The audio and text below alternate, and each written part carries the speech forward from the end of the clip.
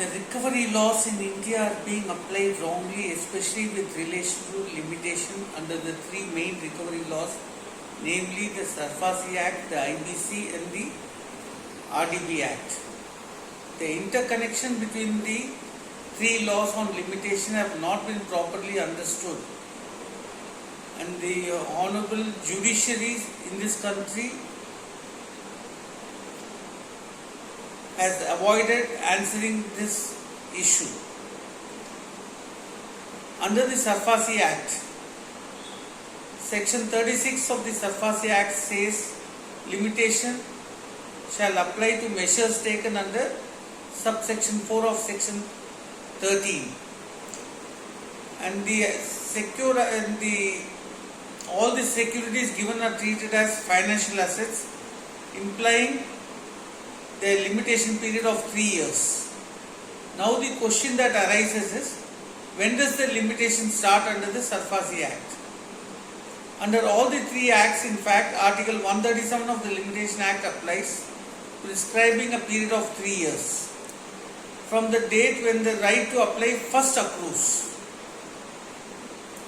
For cash credit limit, the limitation starts from when the documents were last executed prior to default, and for term loans from the date of default, if both, whichever is earlier. And 99% of the cases, since there will be some cash credit limit or overdraft facility, the limitation would start from the date of last execution of documents. The bank officers do not have any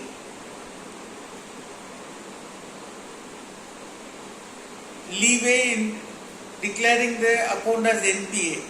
They do it whimsically and pointing out to the RBI circular on classification wrongly. The RBI circular on classification says account is considered to be in default if it is out of order for 90 days. But that is for a term loan. But when there is a working capital limit also involved, it has to take that into account, and the date of default would be the date of last execution of documents.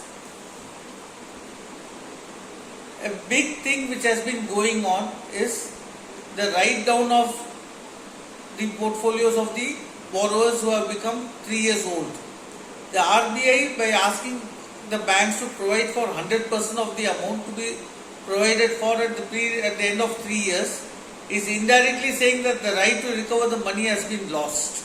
Therefore, even if you have a 1 crore loan and a 100 crore asset, at the end of 3 years the entire amount of 1 crore has to be written off, because technically the bank has lost its right to recover the money.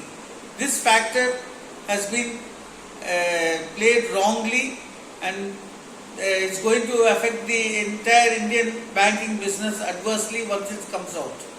The other issue which comes into play is simultaneous proceedings under all the three acts.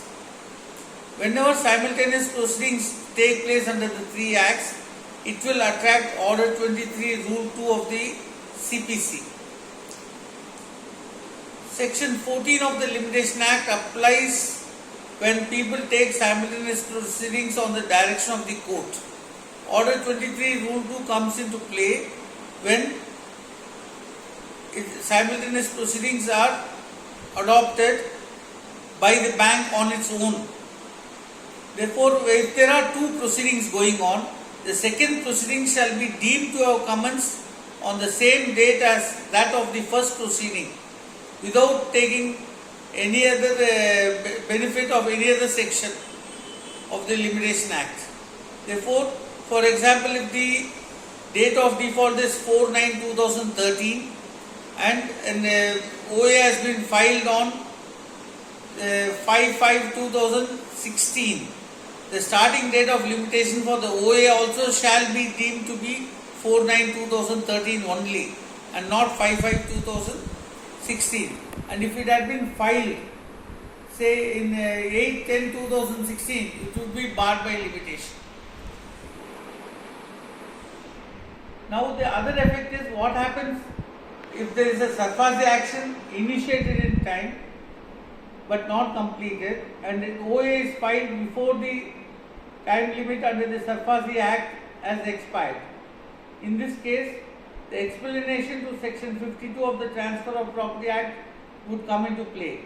That is, if the time limit for enforcing the security interest under the SARFAESI Act has expired, then it means that the secured creditor is not eligible to get any order in the OA already filed and pending.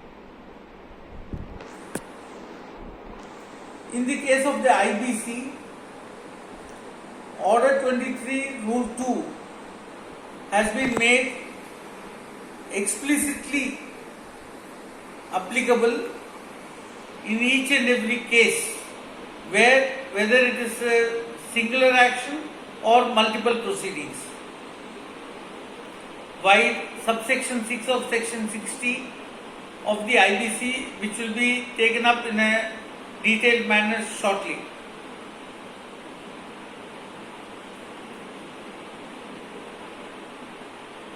The only benefit of extending the period of limitation under the SARFAESI Act would come by subsection 1 of section 15, where stay has been granted in any proceedings, then the period of stay from the date of when it was granted till the date of when it has been lifted shall alone be excluded.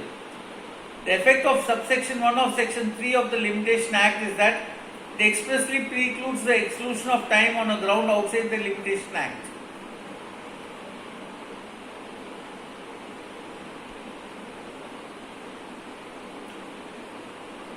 More soon. Hope to hear something from you. Thank you.